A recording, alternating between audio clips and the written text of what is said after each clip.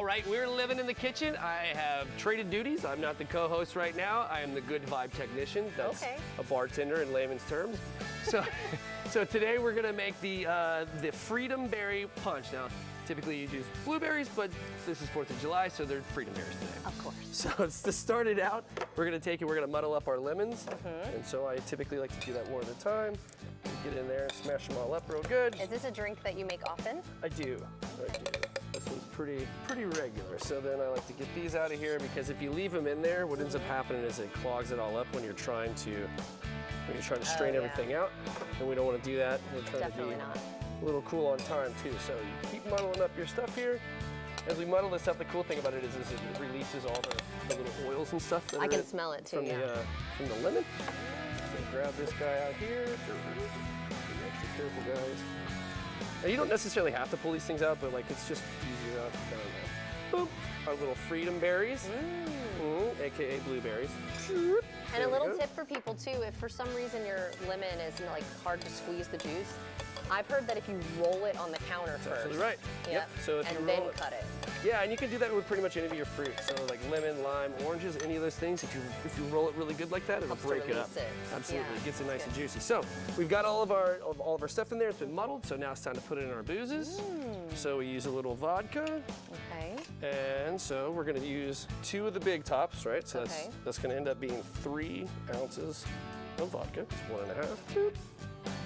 Now, 1.5 ounces is pretty standard, actually, right? For one shot. I always thought one shot was 1 ounce. No, it's usually 1.5. It's the big side I didn't know.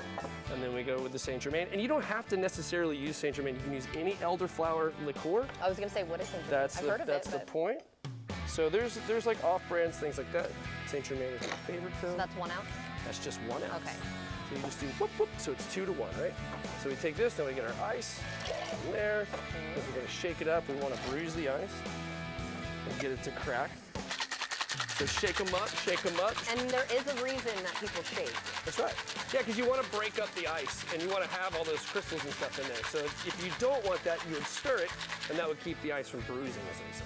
But I have noticed a difference between someone who shakes it a little longer than someone who doesn't. It definitely changes not only the taste, but the texture a little bit. So we'll just get it this enhances it. That's a really pretty color. Yeah. Wait, so that's from the Freedom Berry then, huh? That's right. Look at that. That's beautiful. All right. Oh my gosh, that looks so good. You ready?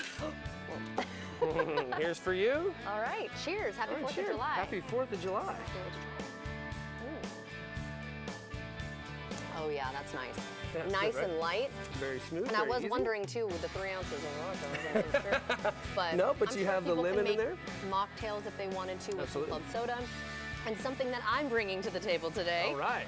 Because that's amazing, and I don't have the skills for that. But I can make ice cubes. Yeah, why don't you throw one of those in there? Oh yeah, which color? I'll take a blue one. You take the blue one. Okay, yeah. I'll let you grab it. Okay. So basically what these are, this is just Gatorade, you guys. So I saw this on Pinterest. I thought it was a really cute idea.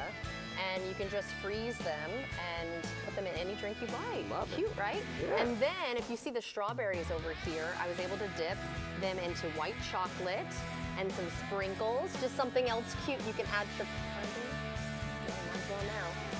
How is it? Oh, sorry. It was a prop. I'm just kidding, it's real. But yeah, so just little things like that too. If you're having anyone over today or tonight, just very easy. The time it took to freeze, or the time it took to melt the chocolate. These are really good. Right? Cute. And this is adorable. I love this too. So anyway, if you're having anyone over tonight, or maybe you're just gonna hang by yourself, I hope you do it responsibly and have fun. That's living in the kitchen. We'll be right back.